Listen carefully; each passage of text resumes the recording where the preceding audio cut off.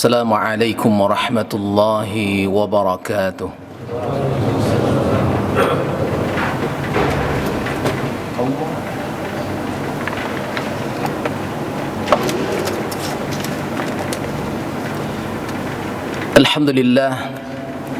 Alhamdulillahi rabbil alamin. Wa bihi nasta'inu ala umuri dunya wad din. Nasta'inuhu wa nastaghfiruh wa na'udzu billahi min shururi anfusina wa sayyiati a'malina. May yahdihillahu fala mudilla lahu wa may yudlilhu falan tajida lahu waliyan murshida.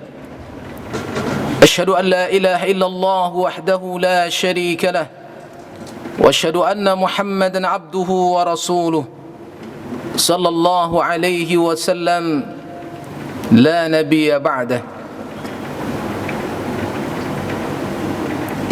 Fa ya ibadallah, usikum wa nafsi bittaqwallah faqad faza almuttaqun.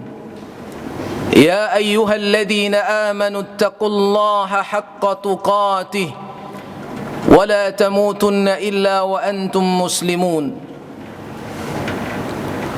فقال الله تعالى في القرآن الكريم: أعوذ بالله من الشيطان الرجيم بسم الله الرحمن الرحيم إن عدة الشهور عند الله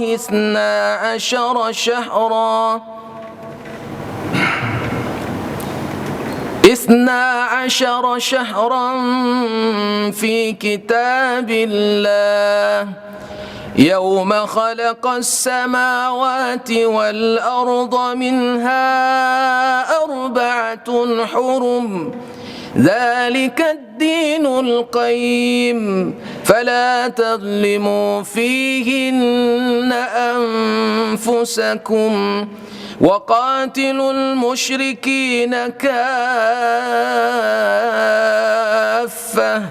كما يقاتلونكم كافة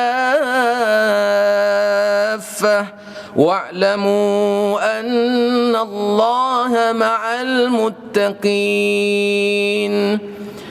صدق الله العظيم. اللهم ارحمنا بالقرآن. Ma'asyiral muslimin, sedang jamaah Jumat rahimakumullah, alhamdulillahi rabbil alamin. Ucapan puja dan puji syukur kita sampaikan kepada Allah Subhanahu wa taala di hari yang mulia ini, Yaumul Jum'ah. Allah Subhanahu wa taala himpun kita di rumahnya dalam bentuk ibadah yang kita laksanakan pada siang ini. Salawat dan salam kepada Rasulullah sallallahu alaihi wasallam. Allahumma salli ala Muhammad wa ala ali Muhammad. Assalamu alayka ya Rasulullah. Ma'asyiral muslimin, sedang jamaah Jumat rahimakumullah, kembali khatib wasiatkan wasiat taqwa, mengingatkan setiap diri kita tentang pentingnya nilai takwa menjadi modal dan bekal kehidupan dunia agar menyelamatkan akhirat kita pada akhirnya. Wa tazawwadu fa inna khairaz zadi taqwa. Berbekallah kalian, bekal yang terbaik adalah ketakwaan di sisi Allah Subhanahu wa taala. Ma'asyiral muslimin, sedang jamaah Jumat rahimakumullah, hari ini kita sudah memasuki bulan Rajab, bahwa menandakan sebentar lagi kita akan bersua dengan Ramadan. Bulan Rajab, bulan yang kemudian Allah sebutkan dalam Al-Quran, yakni salah satu di antara bulan yang disebut dengan 4 hurum. Di antara 4 bulan yang disebut dengan bulan haram, di mana Allah Subhanahu wa taala menyediakan 12 bulan dalam kehidupan kita, dan di antara 12 bulan itu Allah sebutkan minha 4 hurum, di antaranya adalah 4 bulan haram. Lalu timbul pertanyaan dalam diri kita kaum muslimin, apa istimewanya bulan Rajab ini sehingga kemudian ia dimasukkan di antara bulan haram? di mana 4 bulan haram itu sama-sama kita sudah pahami, yakni 3 bulan berurutan kata Nabi sallallahu alaihi wasallam dan 1 bulan yang terpisah di antaranya. 3 bulan yang berurutan kata Nabi sallallahu alaihi wasallam adalah bulan Zulqa'dah, Zulhijjah dan bulan Muharram, dan 1 di antaranya yang terpisah adalah bulan Rajab, di mana kita berada di dalamnya pada hari ini. Kaum muslimin sidang jamaah Jumat rahimakumullah, bulan Rajab adalah bulan haram, di mana Allah Subhanahu wa taala menyebutkan di bulan-bulan haram ini mesti kita meninggalkan kemaksiatan, menjauhi segala kezaliman, dan kemudian membebaskan kita dari dosa dan kehinaan maksiat. Walaupun kita paham dan kita mengerti, tidak ada satu orang pun di antara kita yang terbebas dari dosa itu. Tetapi kemudian ketika kita berada di bulan haram ini, maka hendaklah kita menyadari bahawa sesungguhnya apabila kita melakukan dosa di dalam bulan ini, Ibnu Abbas radhiyallahu anhu mengatakan bahawa orang yang melakukan maksiat di bulan ini akan dilipat gandakan dosa mereka di hadapan Allah, dan begitu juga ketika kita melakukan amal saleh, maka akan dilipat gandakan kebaikan amal saleh kita di hadapan Allah Subhanahu wa taala. Sebuah logika berfikir yang sederhana.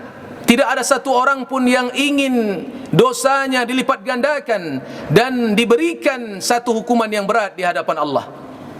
Yang kita inginkan adalah bahwa Allah Subhanahu wa taala akan melipat gandakan kebaikan amal kita, dan ia berada pada bulan Rajab ini. Karena bulan Rajab ini di antara bulan haram, maka di dalamnya semua kebaikan amal kita akan diperlipat gandakan oleh Allah Subhanahu wa taala. Artinya kaum muslimin, ini adalah momentum bagi kita. Ini adalah kesempatan yang terbaik bagi kita. Ketika Allah sampaikan kita berada pada bulan Rajab ini, yakni bulan haram ini, untuk menyegerakan ketaatan, untuk memaksimalkan ibadah di hadapan Allah, untuk memaksimalkan diri, menjauhi dan meninggalkan segala dosa dan kemaksiatan. Karena semua kita pasti merindukan agar yang dilipat gandakan oleh Allah Subhanahu wa taala bukan dosa dan noda kita, tetapi justru adalah kebaikan amal saleh yang kita perbuat di hadapan Allah Subhanahu wa taala. Maka pilihlah amal-amal yang istimewa yang telah diajarkan oleh baginda Rasulullah sallallahu alaihi wasallam. Jagalah kualitas ibadah-ibadah kita yang diwajibkan, dan tingkatkanlah ibadah-ibadah sunnah yang telah diajarkan Nabi sallallahu alaihi wasallam. Maka di antara ibadah sunnah yang mesti kita perbanyak di bulan ini, yakni melaksanakan ibadah puasa. Bukan berarti kita menentukan pada hari tertentu dan tanggal tertentu, karena Nabi pun tidak mengkhususkan pada tanggal dan hari tertentu kita melaksanakan ibadah puasa dalam bulan Rajab ini. Tetapi memperbanyaknya adalah bagian dari yang disunnahkan, walaupun tidak ditetapkan pada hari tertentu. Tetapi juga kata Nabi mengatakan tidak dibolehkan kita puasa Rajab sampai 1 bulan penuh. Sampai seorang Umar bin Khattab suatu kali melihat ada seorang yang berpuasa Rajab 1 bulan penuh. Maka apa kata Umar bin Khattab kepada seorang ini? Jangan engkau samakan, berbukalah engkau, jangan engkau tahan laparmu, maka jangan engkau samakan bulan ini dengan bulan Ramadan. Fala tasabbuhu bi Ramadan, jangan engkau samakan ia dengan bulan Ramadan. Artinya kaum muslimin, walaupun kita rajin berpuasa, tetapi tidak ada sunnah Nabi untuk 1 bulan Rajab kita melaksanakan ibadah puasa. Tapi memperbanyaknya adalah bagian keutamaan yang telah dicontohkan kepada kita. Kaum muslimin sidang jamaah Jumat rahimakumullah, karena sesungguhnya ibadah puasa yang kita laksanakan di bulan Rajab ini terhitung sebagai amal saleh. Walaupun di luar bulan Rajab juga terhitung kepada amal saleh, tetapi karena ada catatan yang disebutkan oleh Ibnu Abbas bahawa di bulan ini akan dilipat gandakan nilai kebaikannya, maka kita berharap di setiap puasa yang kita tunaikan dalam bulan Rajab ini, Allah meninggikan derajat kita dengan amal saleh yang kita lakukan. Yang kedua kaum muslimin, yakni memperbanyak istighfar, mengingat dosa yang kita lakukan di hadapan Allah. Ada dosa bainana wa bainallah, ada dosa kita bainana wa bainan nas, maka antara kita dengan Allah. Fastaghfiru rabbakum innahu kana ghaffara. Segera kita beristighfar kepada Allah, karena Karena sungguhnya itu adalah makamnya untuk melepaskan ikatan-ikatan buhul dosa itu, agar lagi tidak merusak dan memporak-porandakan jiwa kita. Maka dengan taubat nasuha yang kita lakukan, Allah akan angkat derajat kita, Allah akan muliakan kita. Tapi ini kaitan dosa kita dengan Allah Subhanahu wa ta'ala. Mungkin dosa melalaikan waktu solat, mungkin dosa yang jarang berzikir kepada Allah, mungkin dosa karena kita tidak membaca Al-Quran. Karena apabila kita melalaikan ibadah yang mesti kita ambil bagian di dalamnya, jangan pernah kita katakan itu tidak dosa. Karena apabila kita lalai pada waktu, tidak beramal saleh di waktu itu adalah bagian dari catatan dosa yang akan dicatat oleh para malaikatnya yang ditugaskan oleh Allah Subhanahu wa ta'ala. Ma'asyiral muslimin, sidang jamaah Jumat rahimakumullah. Akan tetapi yang terberat bukan dosa kita dengan Allah, tetapi dosa dengan manusia. Karena dosa dengan manusia ada satu syarat yang berat yang mesti kita jalani kaum muslimin, yakni syarat dosa bainan nas. Kezaliman yang kita lakukan antara manusia, mestilah satu syarat yang berat itu adalah wal istihlal lahum, minta halalkan kepada orang yang kemudian kita zalimi, minta halalkan kepada orang kita zalimi, minta maaf kepada mereka agar mereka memaafkan. Tetapi kalau bersangkutan tentang harta, bersoal tentang harta benda, maka tak bisa minta maaf. Tunaikan hak-hak mereka, bayarkan apa yang mereka miliki, kembalikan, agar sesungguhnya itu baru menyelesaikan perkara-perkara dosa bainan nas. Apabila tidak diselesaikan, sesungguhnya istighfar kita tidaklah cukup untuk menyelesaikan dosa manusia dengan manusia. Sehingga Nabi SAW ketika ada seorang yang syahid dalam perang, lalu dia hendak dikuburkan, maka disolatkan, lalu Nabi bertanya, apakah dia punya hutang kepada saudara yang lain? Kalau dia punya hutang, maka aku tak solatkan. Maka sahabat yang lain menangguhkan, aku yang menjaminnya ya Rasulullah. Maka baru Nabi solatkan. Itu pentingnya bagaimana memahami dosa dengan manusia, kezaliman dengan manusia, menyangkut tentang kezaliman atau hak orang lain yang kita ambil.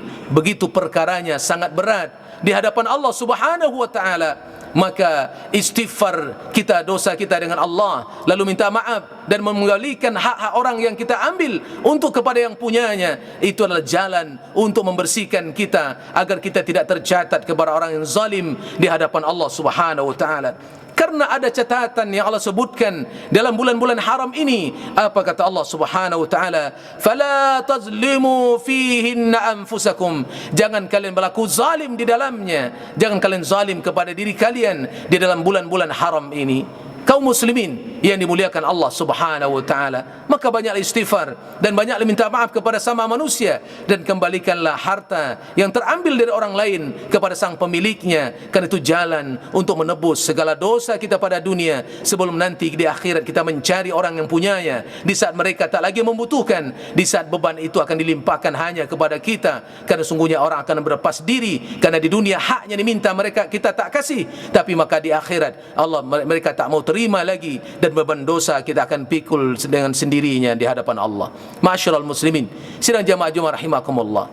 Maka yang selanjutnya adalah memperbanyak ibadah sedekah. Latihlah diri kita banyak sedekah. Karena sungguhnya apa yang kita miliki bukan milik kita.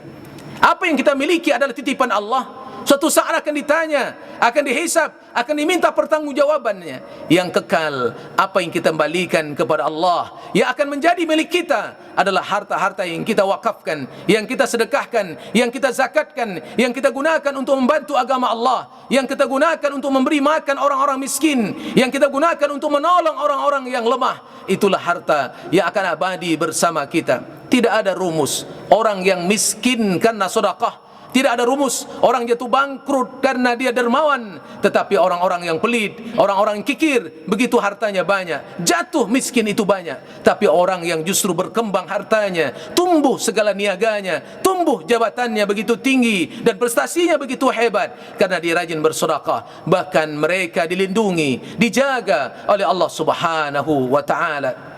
Maka Nabi sallallahu alaihi wasallam mengatakan bahawa sedekah itu bisa menolak bala dan menghindarkan kita dari bencana. Dan Nabi mengatakan dawu mardakum bis sedekah, bahawa sedekah itu, kata Nabi, bisa menyembuhkan orang yang sakit. Maka ketika kita sakit, banyaklah bersedekah, tak usah bernazar, tapi niatkan sedekah itu dan berdoa kepada Allah agar Allah angkat penyakit-penyakit kita.